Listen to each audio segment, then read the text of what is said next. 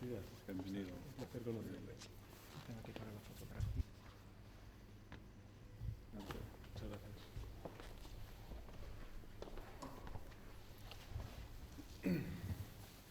Es un placer también conocerle personalmente. Le he leído de España. Muchas gracias. Muy bonito. Gracias.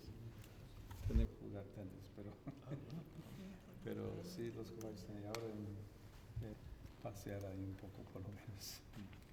Bien, bueno, aquí esta escultura 7 es un poco de la figura de los escombros, figura de la paz, la paloma. Le presento autografado, pero Muchas gracias.